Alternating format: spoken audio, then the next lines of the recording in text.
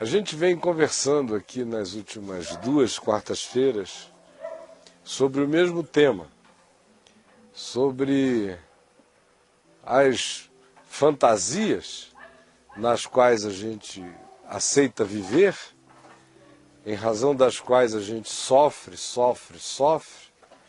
em geral pelo que não é vida, em geral pelo que não é pão, em geral pelo que não carrega sentidos últimos, em geral por aquilo que não é o alimento do ser, mas é o que frequentemente nos faz sofrer. E a gente tem visto como, ao contrário do que se imagina, num mundo como o nosso, sendo ele descrito como um mundo caído, um mundo que deixou de ter a percepção da glória e do seu significado, sendo um mundo constituído de nós, os humanos, porque a Terra é muito antiga, mas o mundo é muito novo. A Terra tem antiguidade de bilhões e bilhões de anos. O mundo começou quando o primeiro ser humano abriu o olho e disse eu. Aí começou o mundo. Os dinossauros estiveram aqui 150 bilhões de anos e não houve mundo. Nós sabemos dos dinossauros. Os dinossauros não sabiam de si mesmos. O mundo começa quando uma criatura olha em volta e diz, sou. Aí surge o mundo. Aí começa o mundo. Antes disso você tem fenômeno de tempo e espaço, tem movimentos instintuais de vida, por mais complexos que sejam, tem até o desenvolvimento de inteligências que aprendem e ensinam de certo modo, mas nada disso é o salto. A grande virada que criou o mundo é essa coisa chamada eu. Se um dinossauro tivesse dito em algum momento eu sou um dinossauro, o mundo teria começado. Mas enquanto nenhuma criatura disse eu, tu, nós, alguém, enquanto essas questões que são um fenômeno do ser voltando-se sobre ele mesmo, se percebendo, se perguntando e se afirmando, enquanto isso não começou mundo nenhum. E esse mundo é constituído pelas produções da nossa mente, da mente humana. Quanto melhor for o pensar humano, melhor é o mundo. Quanto pior é o pensar humano, pior é o mundo. O mundo não fica mal porque furacões passam, porque terremotos acontecem, porque calamidades aparecem. Ao contrário. Quando essas coisas acontecem, em geral, a maldade humana diminui. E os seres humanos subitamente ficam mais solidários, ficam mais interessados uns nos outros, subitamente começam a mandar quilos de comida para algum lugar carente ou de roupa. Então ninguém pode nem dizer que as calamidades, que os cataclismas, que essas coisas que acontecem no mundo geram os males da terra, porque nunca geraram, nem gerarão. O que é dilúvio aqui é vida ali. O que é seca aqui é abundância acolá. As alternâncias que a gente percebe fazem parte de um ciclo, de um todo. Quem não enxerga um todo não enxerga nada. O grande problema é a mente humana, que fez surgir o mundo, esse mundo caído. O mundo não é caído porque os leões comem as vacas. O mundo não é caído porque os répteis comem os ovos de outros répteis ou de passarinhos. O mundo não é caído porque o mico destronca a cabeça da rolinha e chupa o tutano dela. O mundo não é caído porque os crocodilos pegam um búfalo atravessando um rio africano e o rodam abundantemente enquanto faz afogar-se e morrer para depois ser devorado por uma quantidade enorme de outros crocodilos. Nenhuma dessas coisas são más. Só são más para nós, por causa do nosso mundo, por causa da nossa hipocrisia, por causa da nossa mentira de nós para nós mesmos. Se nós pudéssemos ver o que nós humanos matamos de criaturas hoje, nesse segundo, nesse momento agora, não precisa ser na história agora, nós iríamos, com os critérios que a gente usa para julgar os crocodilos comendo os búfalozinhos nos rios, nós teríamos que vomitar o universo inteiro com nojo de nós mesmos. A gente só não sente porque vem na forma de bife, porque vem na forma de frango a passarinho. A gente só não sente porque o nome daquilo é medalhão. A gente só não sente porque elas vão ganhando outras coisas, porque a nossa hipocrisia é tão grande que se a gente se afastar da matança, ela não aconteceu. Nem um frango morreu, nem uma vaca foi assassinada, nenhum filhote ficou órfão. Nada aconteceu, a gente só sente pena de bichinho que é comido por crocodilo. E a mãe fica na beira do rio. E a gente morre de pena, porque a gente lembra do nosso filhinho, do nosso netinho. Que a gente não está nem aí muito para eles. Mas a gente faz na mesma hora as transferências, o nosso mundo entra em ação na Terra. Com as nossas interpretações, com as nossas noções de bem e de mal. Aí a serpente vira o mal, a pomba vira o bem. E a gente é capaz de se encher de piolho de pombo.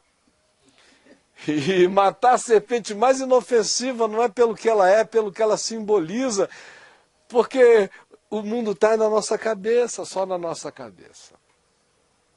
Aí o que acontece? Essas nossas presunções de bem e de mal é que vão fazendo o mundo ficar dividido entre as criaturas do bem e as criaturas do mal também. A natureza já fica assim. Tem planta do bem, tem planta do mal. Tem bicho do bem, tem bicho do mal. Tem coisas de todos os tipos e a gente vai dividindo. No início nós fomos chamados para dar nomes às criaturas. Aí depois de um tempo a gente não só deu nome, mas a gente passou a dar sobrenome. E a dividir. Separa logo o joio do trigo. A partir de nós mesmos. A nossa serpente interior faz a serpente fora de nós ser banida. Nosso apetite por filé mignon faz toda a vaca ser ungida. É mais ou menos assim, simplificando, que a nossa doença é projetada. E a gente vai sofrendo uma quantidade enorme de coisas por causa da nossa fantasia, por causa da nossa hipocrisia, por causa das nossas noções morais, por causa do nosso sentido de superioridade sobre o resto da criação. Nós somos aqueles que deixamos de matar pessoas depois que as bombas passaram a matá-las. Aí a gente não mata mais ninguém. Morte só é considerada assassinato quando se estabelece a pessoalidade do intento. Do contrário, se a gente tirar no sorteio e não houver passionalidade, houver apenas missão, pode morrer 1 bilhão do lado de lá, que do lado de cá ninguém matou ninguém. Porque é assim que nós somos, essa é a nossa asepsia, essa é a nossa moral, essa é a nossa hipocrisia, essa é a nossa fantasia. E é justamente por causa dessa nossa fantasia que vai criando supostamente essa nossa superioridade sobre o resto da criação. A gente não pula na jugular. Alguém fazia isso por nós. Houve um tempo em que a gente tinha escravos para fazer isso para nós. Depois eles deixaram de ser os escravos, são os subalternos. Depois deixaram de ser os subalternos, depois são os contratados de uma empresa de abatedouro. E aí depois tenta-se diminuir o encontro humano com aquele impacto, então passa a ser automática a morte. E o processo inteiro, daqui a pouco, o pessoal vai pensar, a garotada vai pensar que vaca é uma construção do Discovery Kids, que de fato não existe, que filé mignon já vem em latinha. Pronto, não procede de lugar nenhum. Tamanho é o distanciamento. Agora, esse distanciamento que nos dá essa sensação de superioridade é justamente aquilo que também, como uma hidra de muitas cabeças, nos morde de muitos lados. É o que nos faz vivermos envenenados olhando para um mundo caótico, muito mais caótico do que o mundo é. Extremamente mais. Na mesma medida em que nos faz deixar de ver a quantidade enorme de caos que a gente não quer ver, porque são aqueles que se tornaram rotinas cotidianas da nossa existência e por isso a gente arranjou um modo de encapsulá-los e não percebê-los. Então a gente escolhe seletivamente quais são as coisas em razão das quais a gente sofre, de preferências bem distantes de nós. Por isso que o próximo é sempre uma pessoa muito distante, de preferência alguém que a gente ajude através de uma ONG. Próximo que fique muito do nosso lado, deixa de existir. Quanto mais perto, menos existente. Quanto mais distante, mais presente, justamente porque não significa. E aí a gente vai sofrendo na construção desse monte de fantasias e de morais que, de um lado, nos dão esse senso de superioridade sobre tudo e sobre todos, mas, de outro lado, vão nos fragilizando de um modo extraordinário para tudo mais na vida. Tudo mais. A gente se distancia dos encontros reais. E quando os encontra, a gente os chora como catástrofes, não como processos naturais. Na existência, quando se está vivo, tudo mais é natural. É natural nascer, é natural morrer, nate-morto. É natural morrer no dia seguinte, é natural morrer 3 dias depois, é natural morrer 90 anos depois. É natural. Tudo é natural, só não somos naturais nós. Agora, a gente resolveu inverter os polos todos. A gente tenta se anestesiar para a antinaturalidade das coisas que a gente faz e a gente sofre desgraçadamente pelas coisas naturais da existência. É uma inversão radical de tudo e de todas as coisas. De todos os polos. E a quantidade e o volume dessas coisas é infinitamente maior do que qualquer máquina ou computador humano poderia processar a quantidade de fantasia dentro da qual a gente está o tempo todo, o tempo todo, o tempo todo. E sofrendo. Aí você vê a exemplificação disso de uma maneira simples. Quando a expectativa de um ser humano não foi contaminada pela fantasia, tão profundamente quanto as nossas expectativas estão contaminadas pela fantasia, pelo surto das nossas próprias fabricações, quando a gente encontra aquela pessoa ainda com o pé na primitividade mais simples, você vê que a quantidade de sofrimento e de dor dela é absolutamente desproporcional às coisas que a gente diz que aconteceram de ruins a ela. A mulher sepultou 4 filhos, se matou para criar 3, não soube o que era verme, porque verme é natural. A barriga do menino inchou e desinchou, e ela nem notou, e foi, e levou, foi amada, largada, desdentada, desbocada, sugada, abandonada, desleitada, foi tudo e está lá. Aí você vê uma catástrofe como essa de Santa Catarina, e vê as declarações mais pujantes de esperança são dos que nunca tiveram nada. Nunca tiveram nada. Nós estamos dando graças a Deus, porque podia ter sido pior. Eu ouvi tanta gente dizendo. Agora, esse pessoal sabe de onde a galinha vem. Esse pessoal, quando quer comer galinha, tem que matar. Esse pessoal, quando come ovo frito, no mínimo tem que quebrar, né? Se não for pegar ainda lá na chocadeira. Esse pessoal sabe que leite não dá em saquinho. Que teta de vaca é quente. Esse pessoal sabe, de maneira tátil, simples e real, como a existência é. Sabe que assim como as vacas perdem filhos, humanos perdem filhos. Sabem que assim como o superior come o inferior, assim vai, na escala. Sabem dos processos. Agora, quanto mais você afasta o indivíduo daí,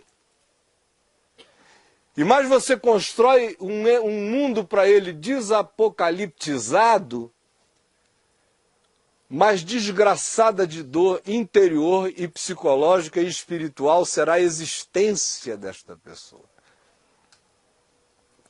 Eu disse na semana passada que nós iríamos ler Apocalipse hoje aqui, um verso ou dois, e continuarmos falando sobre o assunto, pois é justamente o que vai acontecer. A gente vai ler Apocalipse 1 e continuar o que já estamos falando há 3 semanas e que eu já iniciei agora, nesse momento. Capítulo 1, verso 1. Revelação de Jesus Cristo, que Deus lhe deu para mostrar aos seus servos as coisas que em breve devem acontecer e que ele, enviando por intermédio de seu anjo, notificou ao seu servo João, o qual atestou a palavra de Deus e o testemunho de Jesus Cristo quanto a tudo que viu.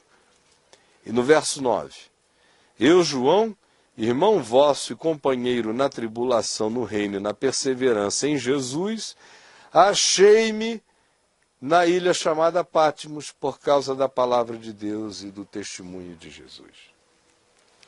Bom, a última coisa que eu disse antes de lermos o texto é que a pessoa que manteve a consciência natural dos processos naturais, sem moralizar nem a vida nem a morte, sem fazer da pomba o santo e da serpente o diabo, do ponto de vista da natureza,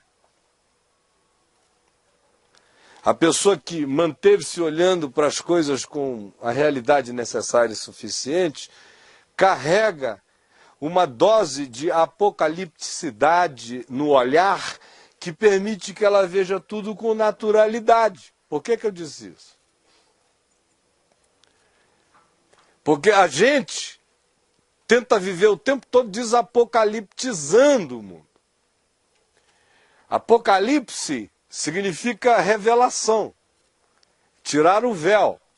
Apocalipse é uma coisa muito boa, é enxergar, é ver para dentro. É tirar a dúvida, é acabar com a ilusão. Apocalipse significa enxergar as coisas como as coisas são. E aprender a viver no mundo, sabendo que a existência tem o seu ciclo natural e o mundo tem o seu ciclo antinatural, porque ele é produzido pelo pensamento humano e pela interação de todos esses pensamentos, vínculos e relacionamentos que produzem essa massa que existe na Terra, mas não é a Terra e nem a natureza. Somos nós, é o mundo. Bom, se eu perco, agora que eu vivo dentro do mundo, a noção de apocalipticidade, Ou seja, se eu perco a percepção de como as coisas acontecem nesse processo, e se eu tento me evadir disso e construir fantasias e sonhos de andar de maneira quase a não tocar no chão, a visitação de alegrias e sentimentos e euforias e gargalhadas que venham de cócegas infindáveis na minha alma e expectativa de amores que sejam beijos, abraços, entendimentos, compreensões e doçuras e expectativa de carregar na vida um estado de controle sobre as coisas que signifique a nossa segurança, que é o que todo mundo sonha em ter, é a mesma coisa que pular do pináculo do templo e pensar que não vai se arrebentar inteiro. Porque este lugar não existe no mundo. Assim como não existe na natureza. Se não existe na natureza, no mundo é que não existe mesmo, porque o mundo é infinitamente pior que a natureza. A natureza está aí há bilhões de anos e não se fez mal, estaria aqui mais bilhões de anos sem se fazer mal. Quem bota em risco esse processo agora somos nós que aparecemos há 8 segundos atrás no processo. Nós é que somos o mal desse negócio todo. Eu disse que a pessoa que se manteve pisando na realidade, entendendo a existência como ela é, com esse grau de apocalipsidade que não a deixa iludida, porque o véu foi tirado, ela enxerga, ela vê cada vez mais claramente como as coisas são e discerne de onde é que vem a sua alegria, de onde é que pode vir o seu sustento, de onde é que pode vir a sua consistência. Essa pessoa permanece, vira coluna no santuário. É o vencedor do Apocalipse, é o vencedor. Darei isto, aquilo outro. É o cara que encara, vê e aí vai. Vê e não fica se lamuriando de Deus da vida e da existência. É assim que é. É na vossa perseverança que salvareis as vossas almas, disse Jesus. Semana passada a gente viu o Tiago dizendo que a perseverança deve ter ação completa. Agora, quem foge do Apocalipse porque não entende o Apocalipse como revelação da realidade. E a pior realidade será sempre infinitamente melhor do que qualquer que seja a melhor fantasia. Porque a fantasia não me manterá nela muito tempo, a realidade é inescapável. Agora, aquele que foge do Apocalipse é aquele que passou a pensar no Apocalipse como catástrofe. Por isso ele não quer ver a catástrofe. E foi o que Apocalipse se tornou. Apocalipse, que significa revelação, qual é a conotação de Apocalipse? Não, é só um Apocalipse. Ora, o Apocalipse é uma coisa muito boa. Fulano teve um Apocalipse, uma revelação. Agora, vai dizer que alguém teve um Apocalipse. Se, pelo amor de Deus, cruz, credo, dá amarrado, sai daqui em nome de Jesus, Apocalipse. Eu, hein? Apocalipse pra lá, aqui não. Ninguém quer Apocalipse, porque ninguém quer revelação. Ninguém quer revelação porque ninguém quer realidade. Ninguém quer realidade porque ninguém quer verdade. Ninguém quer verdade porque ninguém quer desconstruir o mundo, a fantasia. A gente come fantasia. A ação diabólica é fantasia. Por que não transforma pedra em pão? Fantasia. Por que não pula do pináculo do templo? Fantasia. Por que não fica de quarto para mim, para eu te dar uma asinha que eu te dou o mundo inteiro? Fantasia.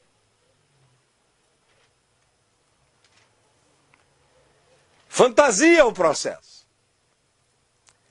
E é da fantasia que vem a dor. Porque a gente vive para realizar fantasia. A gente espera que a fantasia nos visite de paraquedas. Vem, fantasia. A gente sonha, a gente anda na fantasia. Alguém consegue imaginar Jesus sentado embaixo de uma árvore, se dedicando à fantasia? Fantasia. Como esse mundo seria, sim, sim. O que a gente não vê em Jesus é sim. É pá, é ou não é, sim, sim, não, não. Não existe essa história. Pão é bom, não coma muito, senão você morre empanzinado.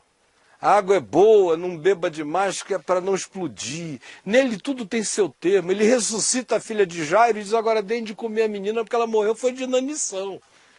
Está pensando que eu vou ficar brincando de ressurreição? Dá de comer para a bichinha. Não adianta ressuscitar Lázaro, o cara está amarrado, desamarre ele, porque o homem ressuscitado e amarrado não vai a lugar nenhum. Então, vamos cair no chão, na real. Esse é o chamado dele o tempo todo, caminho, verdade e vida. Senão ninguém vem ao Pai. A gente fica na fantasia.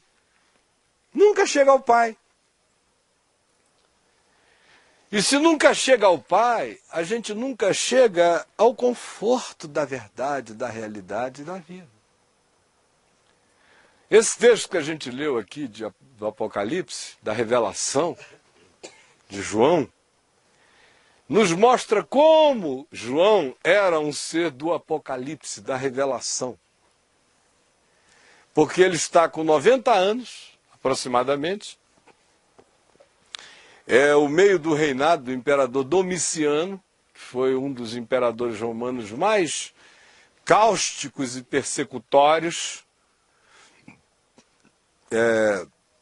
Implantou um período de muita opressão. Os cristãos, os discípulos de Jesus espalhados pelo império sofreram horrendamente por causa do culto ao imperador, que era obrigatório. Muitas cidades tinham seus templos dedicados a César, com sacerdócio, com oferendas dioturnas, e cada cidadão tinha que fazer parte daquilo ali. Não fazer parte colocava o indivíduo numa lista negra extremamente perigosa, e se ele tivesse uma palavra contrária, aí então ele se tornava inimigo do império, e no caso dos cristãos ficou pior ainda, porque eles diziam que o único Kyrios, o único déspota, o único senhor, o único Kaiser, não era o César, imperador, era Jesus, era o Senhor. Era o Kyrios. E aí era a terminologia do governo do imperador.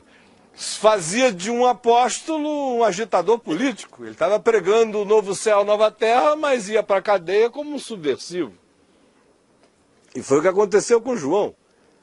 Pregando o evangelho, acabou numa situação de exílio político, com todos os malfeitores do império, banido na ilha de Patmos, na costa da Ásia Menor, da Turquia, cercado daquele mar azul do Egeu. E ele está lá. E ele diz aqui, a nossa tradução não é exatamente fiel ao texto original, porque a nossa tradução diz que ele estava lá por causa do testemunho de Jesus e da palavra de Deus.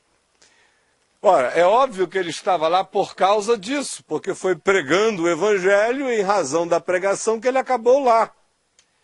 Mas o texto original nos deixa ver que, conquanto ele estivesse lá por causa da palavra, literalmente está dito algo mais. O que está dito é: eu, João, achei-me no Espírito na ilha chamada Patmos para o Evangelho de Jesus Cristo e para o testemunho de Jesus. Ou seja, conquanto tenha sido por causa da pregação que ele tem acabado em Patmos ele não ficou lá olhando assim, meu Deus, eu estou aqui por causa do Evangelho. O que faz toda a diferença, né? Acaba com tudo que aconteceu antes. Imagina só, o indivíduo prega, depois é exilado e passa os últimos 10 anos da vida amargurado, que eu estou aqui por causa do testemunho de Jesus, por causa do Evangelho. Sem amor, ainda que eu dê o meu corpo para ser queimado, nada aproveitará. Posso ter andado com Jesus e pregado, mas 60 anos depois disso, não aconteceu nada. Mas esse homem que foi para lá por causa do Evangelho, não ficou lá dizendo eu estou aqui por causa do Evangelho, ele ficou lá dizendo eu estou aqui para o Evangelho. Eu estou aqui para o testemunho. Eu estou aqui para a revelação. Existem os seres que existem por causa de, existem os seres que existem para. Os que são por causa de estão sujeitos a todas as coisas. Os que são para não estão sujeitos a nada. Agora você veja, tomando o que eu disse no início, sobre a fantasia, a ilusão, o mundo, essa coisa toda, e chegando aqui em Patmos, em João. Transformando a ilha de Patmos num laboratório relacionado a tudo quanto eu tinha dito antes, na primeira meia hora, antes de ler o texto. Vocês ainda lembram do que eu falei, não é? Amém. Espero que sim. Ainda lembram. Mas vamos chegar aqui. O que nós temos aqui? Nós temos a terra e nós temos o mundo em Patmos. A terra. Na costa da Turquia, no Mar Egeu. É uma espécie de ilha grande. Linda. Virou presídio por acaso, porque o pessoal não conseguia sair a nada, um sing-sing da vida. Aí bota lá, não puseram usina nuclear em Angra, bota exilado político em Patmos, mas na terra, no Mar Egeu, numa costa linda, num lugar lindo, tudo lindo, na terra. Hoje se paga não sei quantos $1000 para passar a semaninha lá, não tem hotéis grandes, você tem que alugar casas para ficar, e caras. Fabuloso lugar. A terra. Agora, tem o mundo. No mundo, esse lugar da terra virou uma prisão para exilados políticos ou banidos, debaixo do tacão do imperador, para deixar o cara morrer de fome, frio, inanição, esquecimento e tristeza lá até o fim da vida. Para aprender a escrever os livros do Fernão Campelo Gaivota, que é o que ele tem muito lá, é companhia de aves, de comedoras de peixe. E o que se tem no mundo? Porque para esse indivíduo, qualquer lugar é lugar de revelação. Qualquer lugar é lugar de ver a vida como ela é, e a história inteira e as coisas como elas são, e experimentar e entender e discernir os ciclos todos. O que você tem aqui no Apocalipse é justamente isto. Quando você lê o Apocalipse, vai lendo, e vai ganhando no curso da vida conhecimento também histórico, da civilização humana, da quantidade enorme de civilizações que já existiram e desapareceram antes de nós, e você vai acompanhando e lendo o Apocalipse como fenômeno, você vai vendo que o Apocalipse é a descrição da história. Há o macro-apocalipse, a macro-revelação. Mas nós só vamos conhecê-la e entendê-la totalmente se nós formos os filhos da última geração. Do contrário, nós vamos sempre ter revelações desse apocalipse generacional do nosso tempo ou das compreensões dele na história, antes de nós.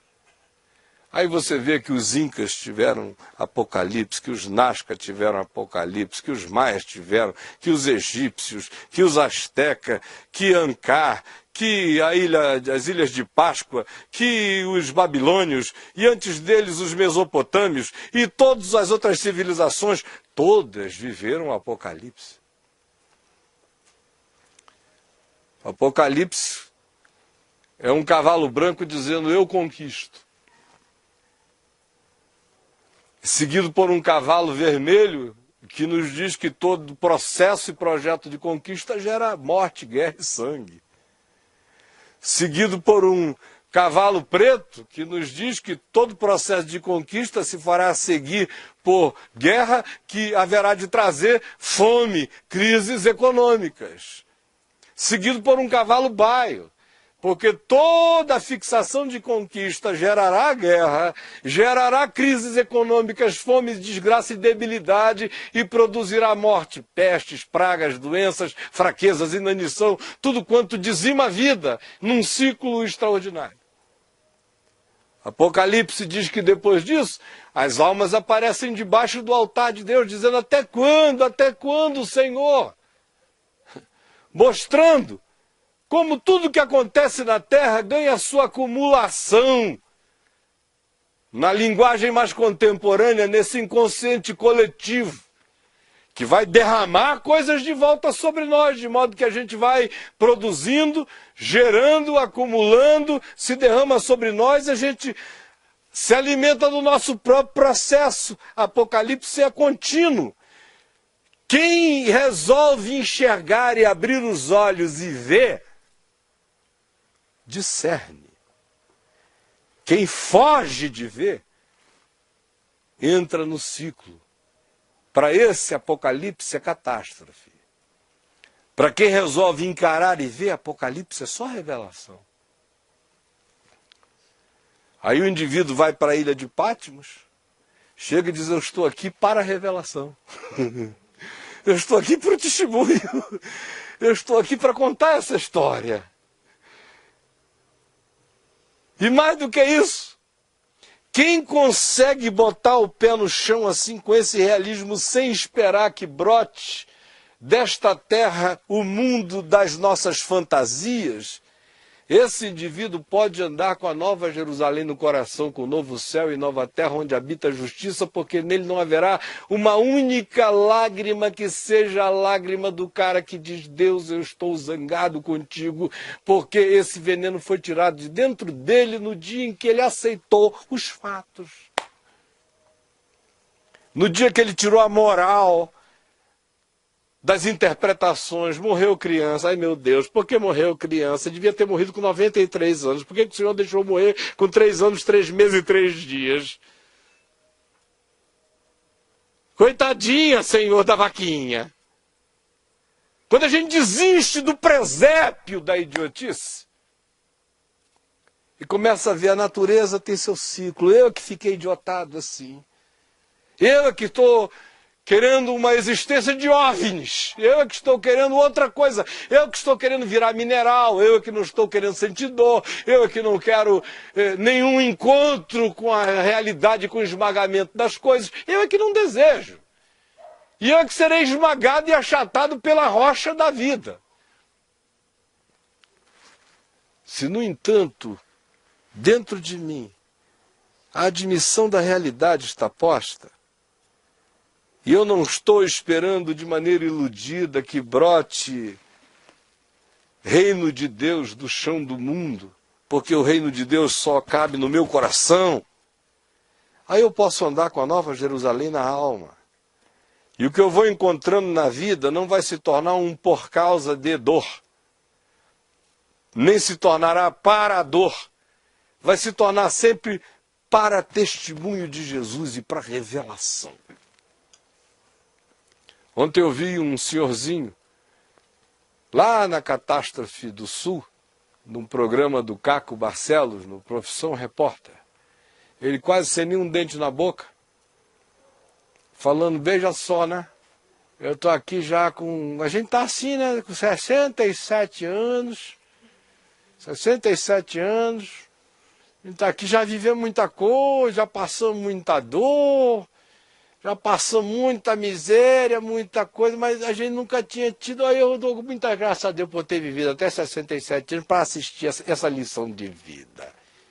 A gente perdeu tudo, mas a gente está sendo tratado com tanto amor por tanta gente, por tanta gente, por tanta gente, que eu dou graças a Deus, não podia ter morrido antes de ver essa lição de vida. Eu digo, esse é um cara que está na ilha de Patmos para ver o testemunho de Jesus. Ele está com outro olhar, esse homem.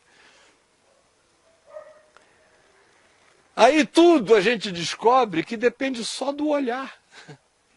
Porque se o mundo foi criado por nós, o mundo é produto do meu olhar. A Terra precede o mundo, mas o mundo é projeção do meu olhar.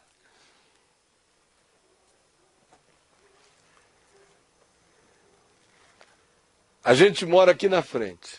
Ali atrás de casa tem um cantinhozinho que não é grande, mas é muito gostosinho, muito aconchegante. Bem assim, um lugar pombalzinho, assim, um jardim sem sofisticações, mas ele é abraçante, ele é gostoso. E a gente vê as pessoas entrarem ali de manhã, à tarde ou à noite, todo mundo quase dá uma suspirada. Tem uns que dizem, se eu viesse para cá, acho que eu entrava em transe. Acho que eu ficava hipnotizado. Aí, às vezes, você vê a pessoa chegar num outro dia. Esse foi o dia em que ela recebeu a notícia de que está apaixonada e correspondida.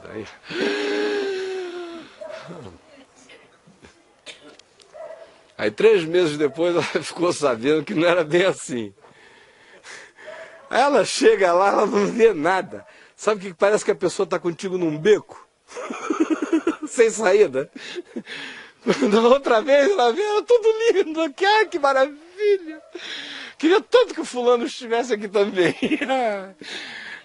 Aí agora ela está lá, está até melhor, mais bonito, o dia está mais gostoso, está tudo e a pessoa está num beco sem saída. Não vê nada. E eu fico olhando e digo, realmente isso aqui não existe. Não existe. A Terra só tem a chance de ser vista quando o nosso mundo deixa. Porque se o nosso mundo não deixar, a gente não enxerga nada. Nada, nada, nada, nunca. Nada. Eu tiro por mim.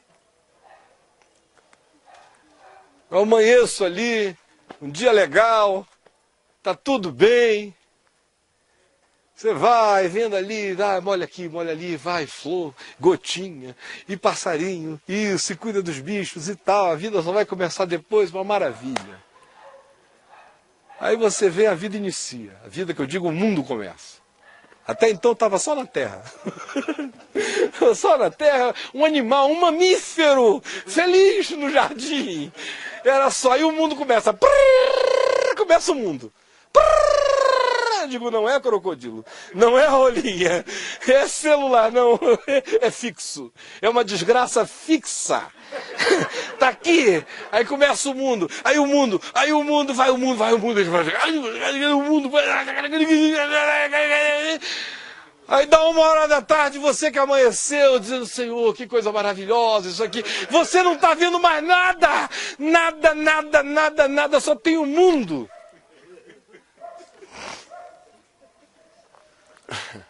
Só tem o mundo. É uma coisa impressionante. Seus filhinhos, quando eles são pequenos, são lindos. Os mais feios são maravilhosos, são lindos. Não existe criança feia.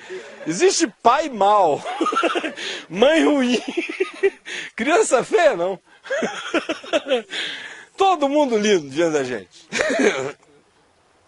Porque, claro, a criança mais feia ainda é um ogrozinho lindo. Que a gente olha e diz, que gracinha.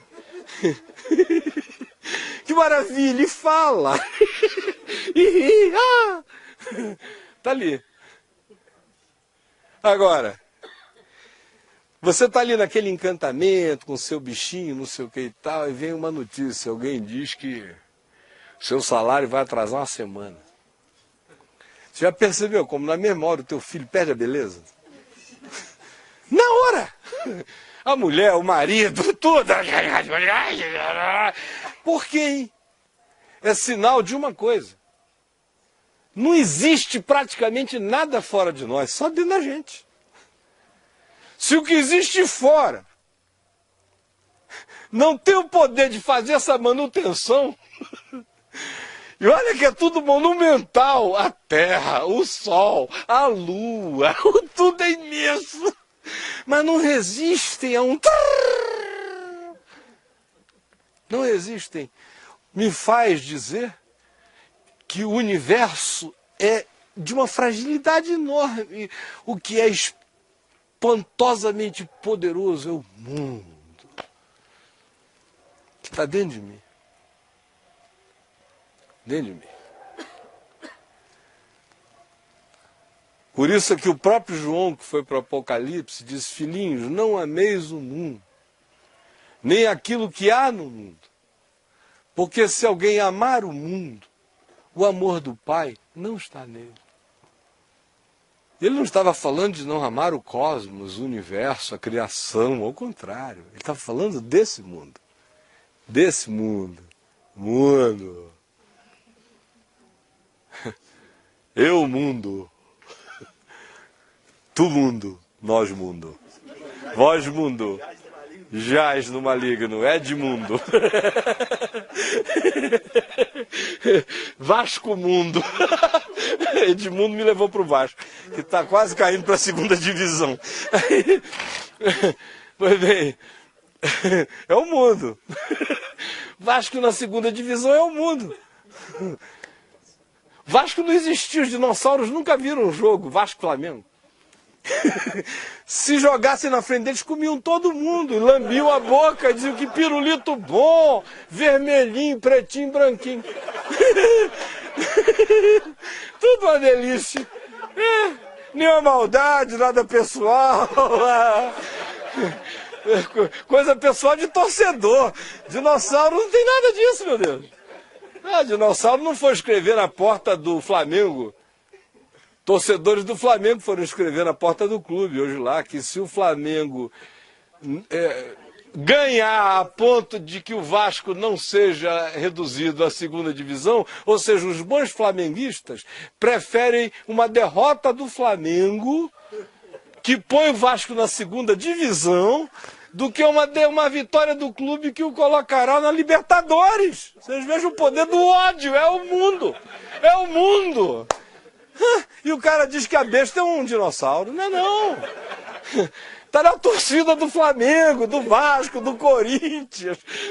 Está na igreja, está aqui, está entre nós. É esse que vos fala. É aqui, meu irmão. Está aqui. Agora João chega e diz: olha só, eu fui para Pátimos. Podia ter levado o mundo comigo. Se eu não tivesse levado o mundo comigo, eu teria ficado de caso com César na ilha. Eu e César num caso de ódio na ilha. Eu e César o dia inteiro. César, desgraçado, eu não te deixo. Você me botou aqui, César. César, seu César. Ai, meu Deus, por que eu nasci na Galileia? Eu devia ter nascido em Roma, um galã, só por 2 semanas para eu pegar tudo que a mulher do César e jogar na cara dele. Mas infelizmente eu nasci lá na Galileia, fui logo me converter novinho. Com Jesus vou ter que dar uma de apóstolo até o fim da vida. E brigando com o César e com todo mundo. E até com Jesus, que o Senhor me enganou, não me disse que ia ser assim. Pelo amor de Deus, ainda me faz longevo. Podia ter morrido antes, todos os outros apóstolos morreram, só eu estou aqui para ver essa história. Se ele tivesse ido com o mundo, era assim que teria acontecido. Ele estaria lá com Judas também na ilha. Com todo mundo. Menos com Deus. Essa história de Deus e o mundo não existe.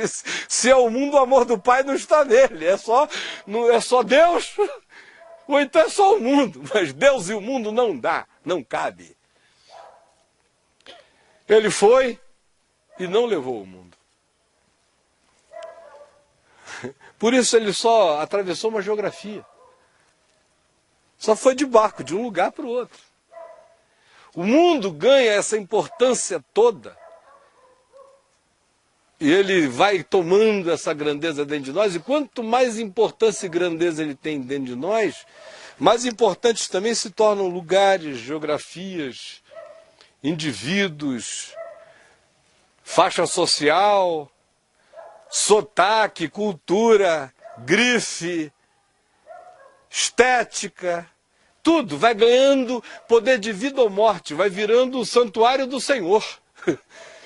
É o querubim, é o serafim, é o anjo, é o trono, é o altar. Só que é feito dessas outras coisas. E o cara se alimenta disso. Agora, João ensina o oposto. O que ele está ensinando é que quando dentro de nós vai crescendo, não o mundo, mas crescendo o amor do Pai, aí o mundo deixa de ter o poder de determinar, de fazer xixi nas geografias para a gente. Porque o xixi que o mundo faz marcando a geografia é o xixi que ele faz da nossa vaidade, da nossa fantasia relacionada a coisas, lugares, pessoas, alcances, isto e aquilo, as nossas idealizações. Aí o mundo vai fazendo xixi, aí o cara fica ali no território marcado. Daqui se eu sair daqui eu sou infeliz, daqui eu morro. É tudo porque o mundo vai ganhando e tomando conta das geografias e a gente vai perdendo a liberdade interior. Porque não existe mais interior, o interior só vai se dilatando e só cresce no amor do Pai. Se não for no amor do Pai, não cresce nada em nós. Só cresce o poder constrangedor, escravizador, condicionador, infelicitante, frustrante, profundamente decepcionante, inflado de ilusões e esvaziado delas da noite para o dia, de modo que o indivíduo vai apenas, como diz a minha mulher, se atropelando. Agora João chega e diz, olha, eu vim parar aqui foi por causa da pregação do Evangelho. Agora eu não estou aqui dizendo que eu estou aqui por causa disso, eu estou aqui para algo. Quando o amor do Pai entra, aí a gente descobre que existe sempre uma nova outra lição para aprender, para ir crescendo. Problemas vão passando a ser oportunidades. Dificuldades vão passando a ser exercícios. Lutas vão passando a ser as coisas que compõem a natureza da existência. Aí você chega naquele ponto que eu tenho lido e repetido de cabeça tantas milhões de vezes no curso da minha vida, e que eu vou fazer isso mais uma vez hoje, porque para mim não existe síntese mais bela, que é Paulo em 2 Coríntios 6,4, quando diz pelo contrário. Pelo contrário. E é um grande pelo contrário, porque é contrário a tudo. É o antimundo que ele está dizendo aqui. Pelo contrário. Em tudo, recomendamo-nos a nós mesmos como ministros de Deus, como servos de Deus, como gente que está submissa a Deus no mundo. Isso significa ministro de Deus. Não é aquele cara importante que anda de limusine com batedor na frente. Isso é uma perversão. É igual Apocalipse, significa revelação e a conotação é catástrofe. Ministro significa servo. Entre nós virou o servido. Mas no Evangelho o sentido é o original. Ministro é servo. Em tudo, pelo contrário, diferentemente de tudo, em tudo recomendando-nos a nós mesmos como servos de Deus, ministradores da graça de Deus, garçons do amor de Deus. Como? Na muita paciência, nas aflições. O cara se recomendar na paciência. Talvez essa seja uma das coisas mais difíceis para mim. Me recomendar na paciência. As pessoas não têm ideia do tamanho das minhas lutas.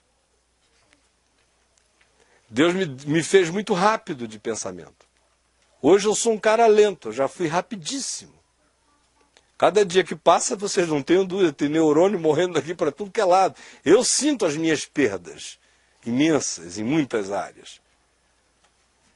E quanto mais rápido você é, mais impaciente você é também.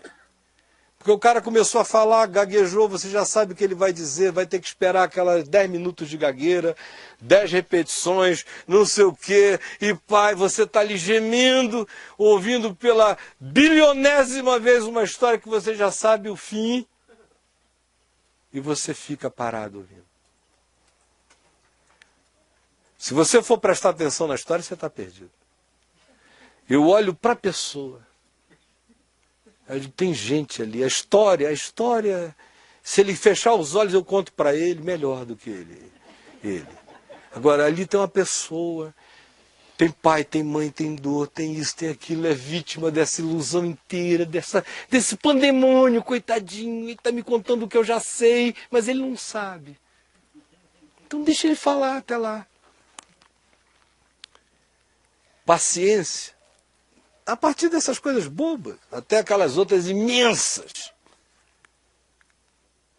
Eu confesso que para mim essas bobas são mais difíceis do que as imensas. Porque o meu senso de realismo e de praticidade e objetividade me ajudaram muito e me ajudam a vida inteira. Eu nunca fiquei achando que as coisas eram de outra forma. Então as grandes são fáceis. Eu boto logo na conta do faz parte. Dos essas pequenininhas em que você tem o poder de interromper, que teoricamente você poderia dizer, não fazem parte, por que eu estou me permitindo? Essas é que são as difíceis, é que você teria o poder de parar. Recomendar-se como servo de Deus, contrariamente a tudo, na muita paciência, nas aflições, que não é concurso de masoquismo, nem é campeonato de dor, nem o cara está dizendo, Senhor, manda mais que eu aguento.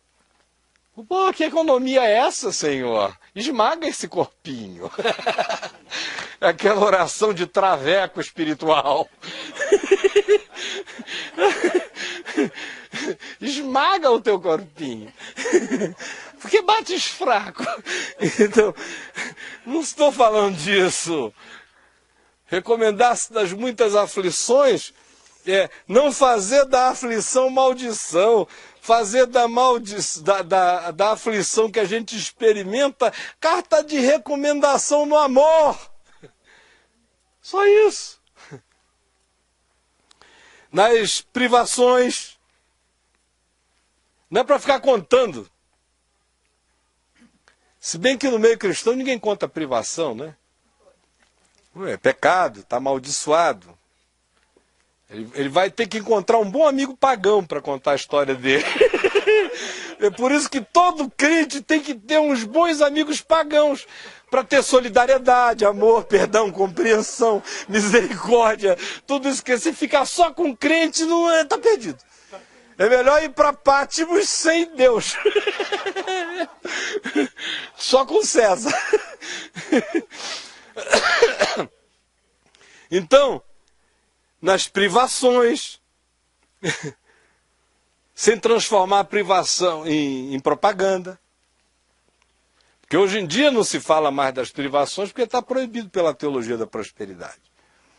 Mas eu me lembro do tempo que tinha um pessoal que vendia privação. Era o oposto, era o pessoal que meu pai chamava de pela fé, não é pela fé. Eram os missionários, aqueles missionários aventureiros que chegavam lá em Manaus e diziam, eu estou aqui pela fé. Aí meu pai dizia, meu filho, este aí é pela fé. Ele chegou para pelar a fé da gente todinha.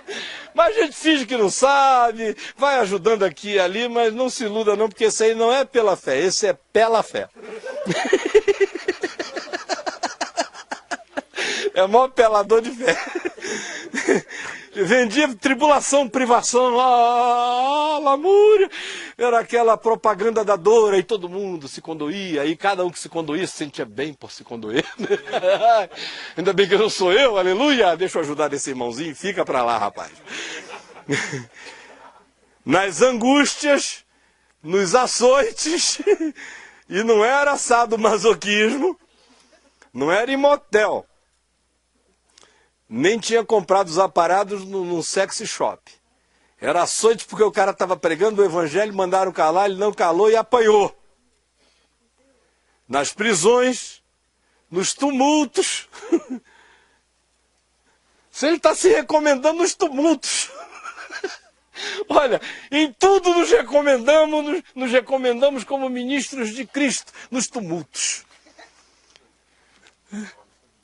Hoje em dia o indivíduo, quando vai se candidatar a ser pastor dessas igrejas históricas por aí, ele tem que apresentar um atestado de bons antecedentes se tiver algum tumulto. Mesmo que seja se foi preso por estar pregando o evangelho em praça pública, ele está desrecomendado para sempre. Nunca mais esse rapaz tem chance ou vez ali. Não pode ter tumulto.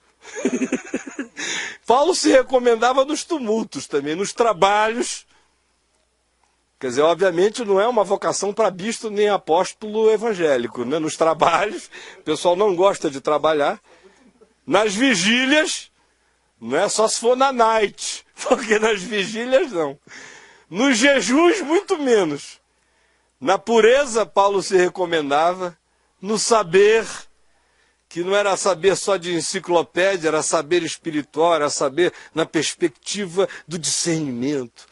Na longanimidade, que é uma forma de paciência que se estende bondosamente, na bondade, que é a prática dessa qualidade do que é bom e bem, no Espírito Santo, na experiência dele, na alegria dele, no amor não fingido, na palavra da verdade, no poder de Deus, pelas armas da justiça, quer as ofensivas quando eu estou dizendo quer as defensivas quando eu estou dizendo não, por honra e por desonra. Pode ser que no processo eu seja honrado, pode ser que eu seja desonrado, mas eu estou me recomendando nas coisas que são reais de Deus. Por infâmia e por boa fama, ora infamado, ora louvado. Como enganadores, como quem passa e alguém diz, olha, lá vai ali o rei da lorota, levando todo mundo no papo, mas eu sei que eu sou e estou andando bem verdadeiro. Como desconhecido, porque fingem que não me conhecem, entretanto eu sei que todos eles me conhecem e até aqueles que eles não conhecem nas regiões celestiais, de quem eu também sou muito bem conhecido. Como se estivéssemos morrendo, por causa daquilo que o mundo diz que a gente não tem, que a gente não prova, que a gente não come, que a gente não se entrega, ou isto ou aquilo, como se estivéssemos morrendo. Mas, contudo, eis aqui vivemos, como castigados, só porque aquilo que se diz que deveria ser o alvo a ser conquistado para nós não tem significado. Para eles isso é um castigo, porque vivem desse engano do alimento do veneno que os matará, como castigados, porém não mortos. Entristecidos com frequência, toda hora. Estranha e paradoxalmente, sempre alegres. Tristeza nenhuma fica, não passa a noite, não amanhece o dia. Vai sendo vencida e empurrada pelo poder da alegria. Pobres, muitas vezes de muitos modos, mas enriquecendo a muitos sempre, mesmo quando não temos nada. Nada tendo, mas possuindo tudo. Porque o nada que eu não tenho é justamente nada. Agora, o que eu possuo e que está incluído no mundo do nada, porque é o que não se pega, é o que permanece para sempre. Quando esse estado entra na gente, Patmos deixa de ser a ilha do exílio. Apocalipse deixa de ser a visão da catástrofe. Apocalipse passa a ser revelação da glória de Deus. A ilha não é um exílio, é um lugar onde eu fui visitado por mais de Deus. Não estou aqui por causa do Evangelho, como se o que o Evangelho causou me tivesse catastrofizado a vida. Ao contrário, foi por causa do Evangelho que eu vim para cá e aqui eu descobri que era para o Evangelho que eu estava aqui.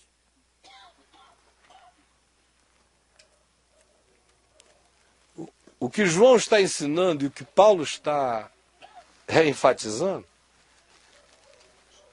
é que é possível a gente, no Evangelho, ir aprendendo a encurralar a existência no seu devido lugar. Colocar o mundo no lugar em que o mundo tem que estar. Esta é a vitória que vence o mundo, a nossa fé, disse João. É só com esse olhar de fé que a gente vence o mundo, minha gente. Senão ninguém vence o mundo. Porque se não for o olhar da fé, a gente nem enxerga o mundo. A gente fica pensando que o mundo é o que é. Fica pensando que o mundo é a vida. É só o olhar da fé que ajuda você a discernir, a dizer, não, vida é isto aqui não é o mundo. Aquilo ali tem apelidade de vida, mas não é vida. Aquilo ali é apelidade de alegria, mas não é alegria. Aquilo ali é apelidade de felicidade, mas é fantasia. Aquilo ali são os apelidos, é o panteão, é o nicho, mas não é. E só o amor do Pai estando em mim, só a esperança da glória de Deus, só o Apocalipse, a revelação, que de um lado me diz como são as coisas no céu, de outro lado me diz como são as coisas no mundo, de outro lado me diz como são as coisas na terra, na natureza, de outro lado me diz qual é a vocação eterna da minha consciência. Isso é Apocalipse. Sem Apocalipse, eu não enxergo o mundo. Não enxergo nada. Sou tragado por tudo. Sentindo dores, angústias e sofrimentos e tristezas e decepções e fragilidades e a vida inteira. Porque perdi essa noção que me vem estranhamente, sobretudo, do discernimento da minha vocação eterna, do eterno peso de glória que me está revelado, do sentido de quem eu sou, do meu chamamento para ser, daquilo por que eu fui chamado para comer e beber, de qual é o meu alimento, do que é que me nutre. Se isso se estabelece, eu digo, eu como o amor do Pai, a minha comida é a vontade do Pai, é o amor do Pai, como disse Jesus, para todos nós aprendermos a dizer, provar e conhecer. Se eu digo isso, aí eu começo a enxergar. Aí eu digo, isto é mundo. Isso aqui, e o mundo jaz no maligno, não posso ter esperança no diabo. Ter esperança no mundo é ter esperança no diabo. É melhor fazer macumba, você entendeu? Porque pelo menos a macumba é mais ingênua. O macumbeiro ainda pensa que é só no despacho, é só na esquina. Agora esse cara que pensa que pode tirar a sua felicidade do mundo, é um indivíduo que casou, que fez conjugalidade espiritual com o diabo. Se o mundo jaz no maligno, o cara quer tirar a felicidade dele do maligno. Desculpem, é esmagadoramente simples. E é irretorquivelmente verdadeiro. A prova disso sou eu, a prova disso é você. Sou eu em todas as vezes que eu tentei tirar algum tipo de fonte do poço do mundo. Todas as águas que bebi tinham absinto. E você também. Talvez você não queira admitir isso porque até agora você está nessa luta de não admitir a existência do mundo. Pensando que o mundo são os outros. O mundo é você.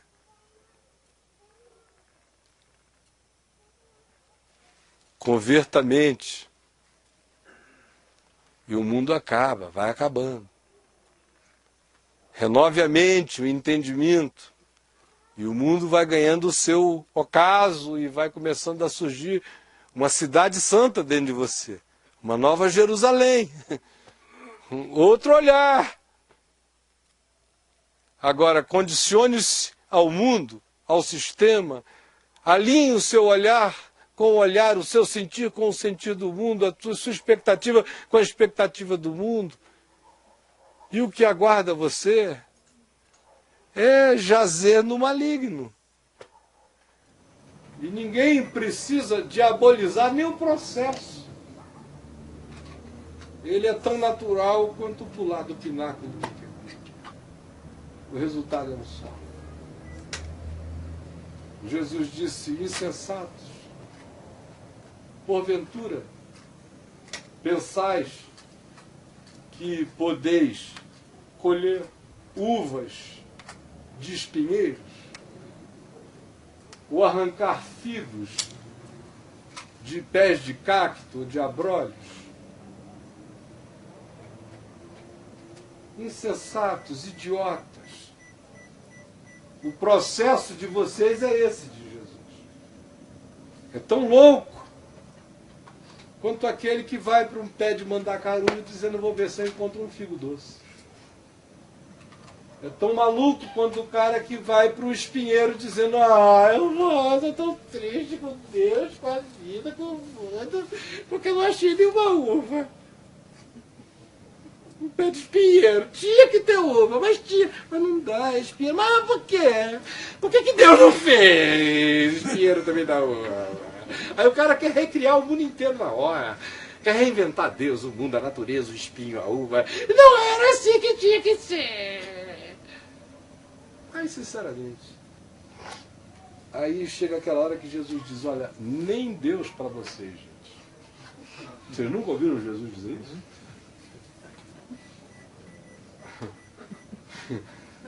Teve uma hora que Jesus falou isso para o pessoal.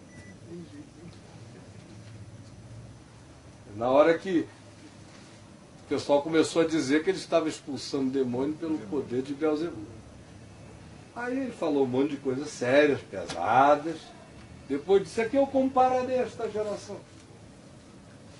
Veja João Batista, que não comia, não bebia, gostava de um gafanhotinho, de um melzinho silvestre, se vestia de pele de camelo. O cara devia ser um mau cheiro danado. Vinha ele com pele de camelos e de cabras. Você já abraçou uma cabrinha? Um cheirinho de bode, sabe o que é isso? Era de João Batista, cheirinho de bode. Lá vem o ungido do Senhor, mas com um cheiro de bode danado. Um gafanhoto, tirava um gafanhotinho daqui, conversando com o discípulo, e já chaco, crocante, gostoso, um melzinho. João Batista devia ser um sebo para os padrões do mundo. Aí Jesus disse: veja João Batista, que era esse cara que nunca ouviram no gargalhar. Ninguém pode dizer: eu ouvi o João Batista contar uma piada, porque o João Batista não sabia dizer isso. O machado está no pé da raiz, raça de víboras. O cara estava ali pro tudo ou nada. E vocês não gostaram dele. Aí vem o Filho do Homem, que come, que bebe, que vai à festa, a banquete, que abraça, que acolhe, que sorri, que leva a criança no colo, que trata de velhinho, que ressuscita morto, que transforma água em vinho. E vocês também odeiam e dizem que é filho do diabo. A que eu compararei a vocês, se não a uma geração de meninos na praça? E um grupo dizia para o outro: vamos brincar de chorar? Aí o outro grupo dizia: não, de chorar não! Aí viravam para eles, os que tinham proposto a brincadeira de chorar, e diziam: então vamos brincar de gargalhar? E os outros: de gargalhar não! E ficavam todos brigando e chorando uns com os outros. Jesus disse: olha, vocês são assim, nem Deus dá jeito. João Batista veio, Deus não conseguiu nada, não conseguiu fazer vocês chorarem. Veio o Filho do Homem, Deus não conseguiu fazer vocês se alegrarem. A pergunta é se eu me tornei esse tipo de gente que nem Deus dá jeito. Porque quando a mente, quando o mundo se fixa com os padrões do descontentamento essencial na gente, e a gente perde a capacidade de ver a manifestação de Deus no João Batista, no Filho do Homem, na tristeza, na alegria, na sobriedade, ou na euforia, nas manifestações diversas, os polos distintos da vida, em tudo e no todo, se eu perco esse discernimento, nem Deus me alegra mais. Nenhuma ação de Deus vai ser interpretada por mim como coisa boa. Minha salvação está em não perder o amor do Pai em mim. Aí eu vou saber fazer as distinções. Aí eu vou conseguir dia a dia ir vencendo o mundo. Jesus disse, no mundo tereis aflições. É para vocês saberem disso, mas tem de bom ânimo. Eu venci o mundo. A elevação da consciência eterna, do bem eterno, espiritual, que é o que faz com que, em qualquer geografia da Terra, eu esteja ali para. Nunca apenas um cara causado por, mas um indivíduo para algo. Esse é o sentido. Essa é a virada, esta é a vitória. Em nome de Jesus. Vamos ficar em pé, vamos orar.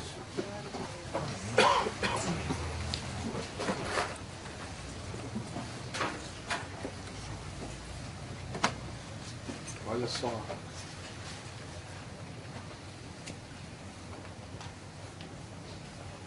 Vamos curvar a cabeça um pouquinho.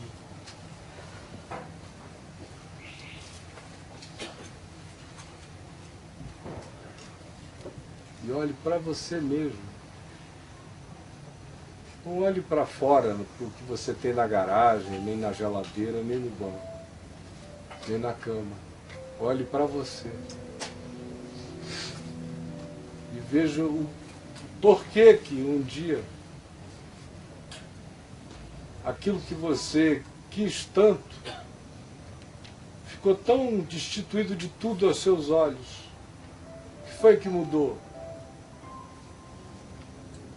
Quase sempre a gente percebe que quem muda somos nós.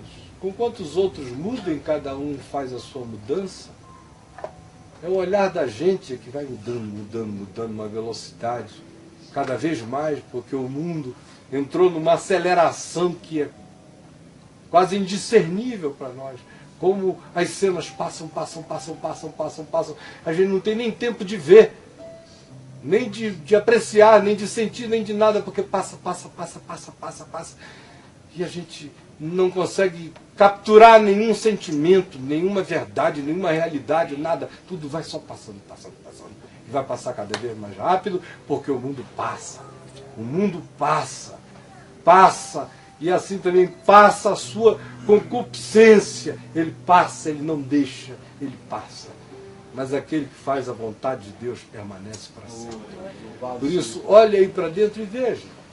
Veja se aquilo que você chama de minha dor não é só o resultado de fantasias, de construções que só Deus sabe de onde vieram essas ilusões. E de Deus é que não vieram.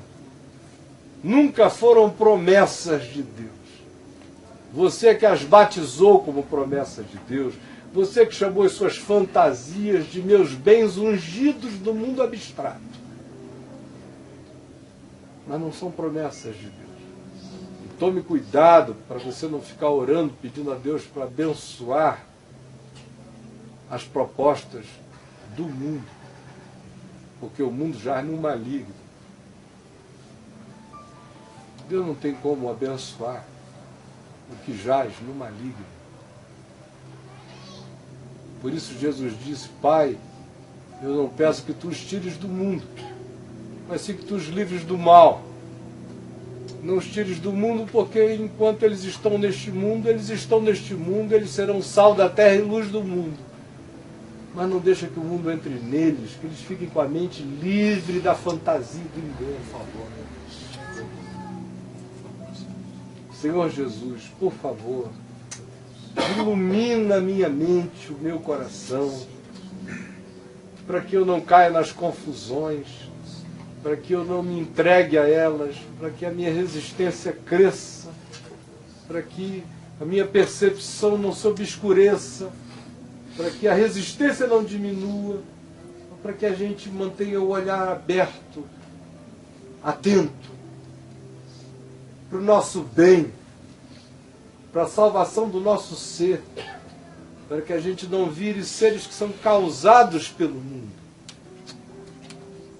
E sim, sejamos sempre aquelas pessoas que em qualquer lugar estejam ali para a glória de Deus, para a revelação do Evangelho, para o testemunho de Jesus, para ver a cortina ser tirada e saber que atrás de cada ilha de exílio existe uma cidade santa esperando a gente.